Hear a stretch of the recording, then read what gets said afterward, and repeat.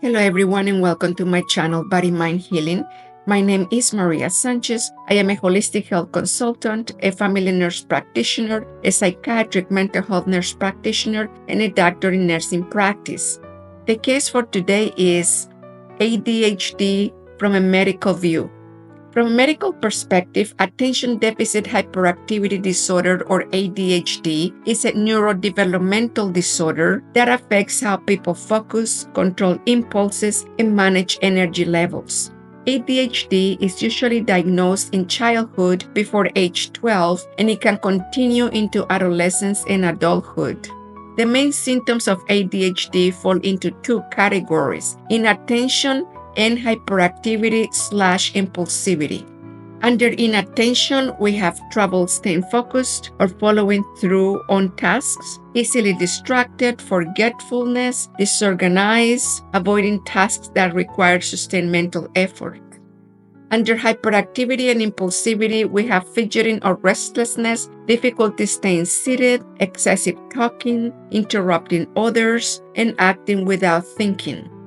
People with ADHD can have predominantly inattentive presentation, predominantly hyperactive-impulsive presentation, or a combination of both. Causes and risk factors of ADHD. The exact cause isn't fully known, but research suggests that it could be related to genetics playing a major role, brain structure and function differences, and environmental factors, including prenatal exposure to tobacco or alcohol. The diagnosis of ADHD. As mentioned before, ADHD is usually diagnosed in childhood before age 12, but it can go unnoticed until adolescence or adulthood. ADHD isn't diagnosed with a single test. Instead, it is based on clinical evaluation by a healthcare professional like a psychologist, psychiatrist, or pediatrician. Also, a detailed history from parents, teachers, or the patient when adult. Also, behavioral checklists and questionnaires. Also, symptoms must be present for at least 6 months and interfere with functioning in multiple settings, including home and school.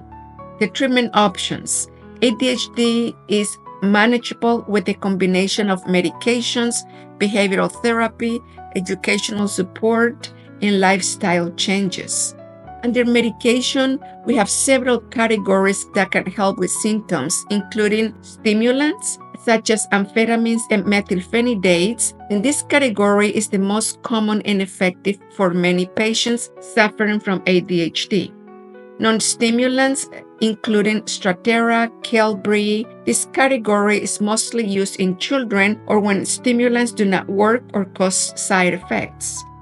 And also other medications, many other medications, including clonidine, guanfacine, bupropion, etc. Under behavioral therapy, this helps with skills like time management, organization, and coping strategies, and often includes parents training for kids. Under educational support, we have school accommodations like extra time on tests, quiet spaces, IEP, or 504 plans. IEP provides specialized instruction and related services for students with disabilities who need them, while 504 plans focus on ensuring equal access to education through accommodations and modifications, and also specialized tutoring or academic coaching.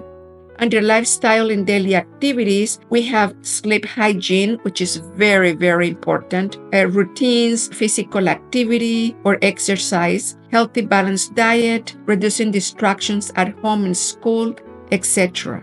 Let's look at specific differences of ADHD between kids and adults. Symptoms in children include hyperactivity, impulsiveness, trouble sitting still. In adults, it's more likely inattention, restlessness, disorganization. School and work in children, they have difficulty focusing in class, disruptive behavior. In adults, they have missed deadlines, poor time management. Social impact in children includes troublemaking or keeping friends. In adults, includes relationship or job issues.